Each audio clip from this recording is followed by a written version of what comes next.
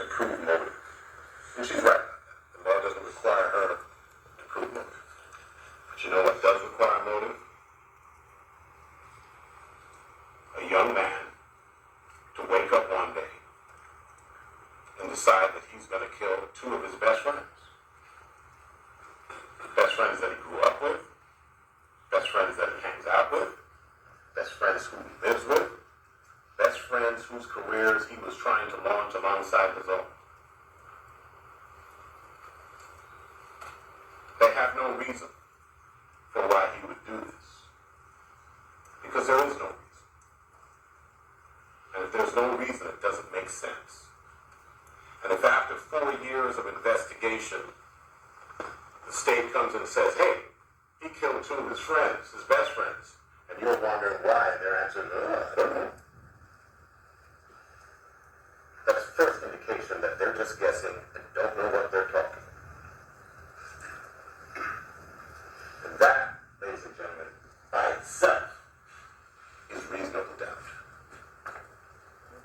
Why he would commit such a heinous crime against his own two best friends for no reason.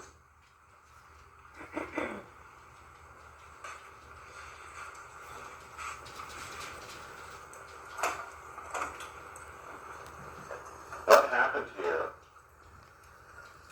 is that the lead detective, Detective Melly, saw a video of Mr. Demons getting into a car 40 plus minutes before bodies were found in that car. And then he discovered that Mr. Demons was a rising star. And from that point on, he decided he's the only person that could have committed this crime. Because if you're involved in prosecuting a star, you become a star. This was his big break. And he had tunnel vision. He zeroed in on this person, this young man, as the only possible perpetrator of that crime, to the exclusion of all other leads and evidence. There's a difference between cases that are investigated and cases that are fabricated. When a case is investigated, the state uses all its resources, its investigators, its experts, and all its energy to identify leads and run them to ground. When a case is fabricated, first a target is chosen, and then the state uses all its resources, its investigators, its experts, and its energy to run that target into the ground. That's what occurred here, and there's a reason why I say that. The state looks at its case and says, oh man, this looks a little incompetent. Miramar Police seems to have botched this investigation, and they call the Broward Sheriff's Office and ask them to come and look at the investigation upon which this entire prosecution rests. And he looks at it, and he says he instantly knew he had to start from scratch. I think his words were, it was the worst thing I had seen in my life.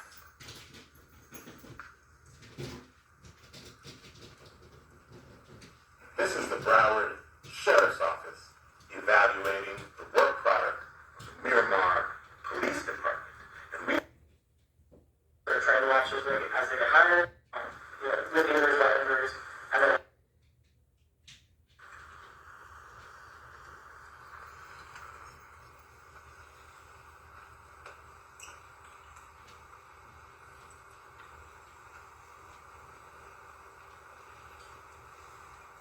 they have no motive. Their entire case is hinged upon technology of a phone they claim to have been in Mr. DeMons' possession. What they fail to tell you is that they come across evidence that Mr. DeMons got out of that car before this incident. They ignore that because it's not consistent with their feet. What they fail to tell you is that phone comes back to the name of somebody other than Jamal DeMons. What they forgot to tell you is that their own witness will tell you that yes, that phone and Mr. Williams' phone and a number of other phones were all in the same account, and all of the people in the house used to use them interchangeably. But they're assigning it to him because that is consistent with their theories.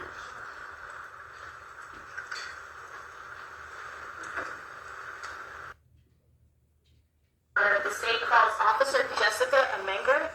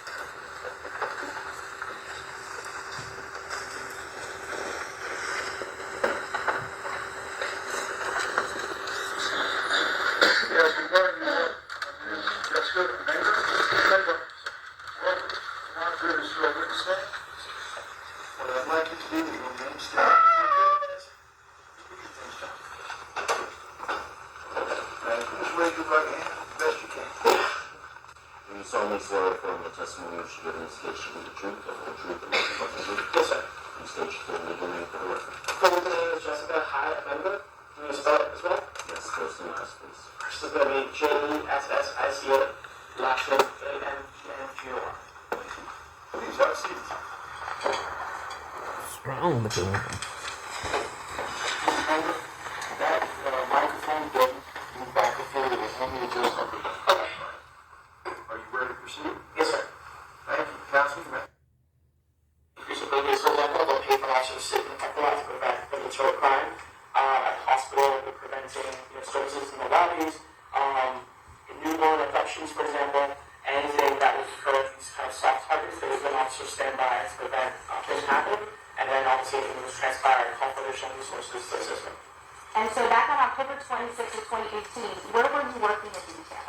Memorial Hospital, Grammar. And where is that hospital located? The emergency room is at 1901 Southwest 162nd Ave. Okay, and what city and county is that in? City of Miramar, County of Broward. And are you generally familiar with the area of the hospital? Yes, ma'am. Can you kind of give us a brief geography of the area, the main intersections and the highways? So the hospital sits on the corner of 162nd Avenue and Pembroke Road on the southeast front. We border the Pines on the north side. And the ER faces Pembroke Road. All right. And where are you sitting or where are you working when you're working your detail inside of the emergency room? So as soon as you come to the emergency room, Attempt to render aid. yes. So I immediately, after waiting in for assistance and letting the security guard investigate any doctors and nurses and everything to come out to help me, put on gloves and reached inside the front passenger seat and checked the pulse of the drug, the right wrist. I didn't find anything. Okay. Upon you doing that, you mentioned that you already called. Did you call for assistance for law enforcement from Miramar Police Department? Yes, immediately. And then, besides your attempt to render aid, did medical personnel eventually come out and attempt to assist the victims? Yes. Were you present for that? Yes, ma'am. Okay. And were you present when they took the victims inside? Yes, ma'am. And where was the black male subject that initially approached you at this point? So right as soon as you walk in, you park the vehicle, there's a decent sized sidewalk area. There's a pay cushion door, like a window, also a park bench. So while talking to him, trying to weigh you in and get information where this could have occurred, some information, where I need, other additional resources to go. He's standing next to me in that area, and then at one point I just have him sit down because he's just so, all over the place. Did he ultimately identify himself to you? Yes, ma'am. And what was the name that he provided? My name is Portland Hill. And did he tell you where the circumstances surrounding how he ended up at the hospital? So he advised he just left the studio with his friends in Fort Lauderdale, and then he wasn't familiar with the area, but he had just gotten off a highway because they're staying at a home somewhere near the hospital. After he got off the highway, he stopped at a light, and then the car, he couldn't tell exactly what kind of car it was, just started shooting at his vehicle. So he multiple times reacted and started, he's going like this, because he's saying that he had to duck down in the driver's seat as he was driving, to avoid being hit. And again, along those lines, you said that it was immediately apparent as to the other victims inside the vehicle. Were you able to observe any injuries supporting Henry? No. Were you able to observe any blood? No. I always told him several times that he was lucky because for that many bullet holes, I was surprised he didn't get hit. And you had worked at detail at Miramar Hospital prior to October 26, 2018. Yes, sir. Are you generally familiar with the video surveillance system? Yes, sir. Have you had a chance prior to today to review the video surveillance? Yes, sir. You want permission to approach? I'm showing opposing counsel what's been pre-marked as state for identification.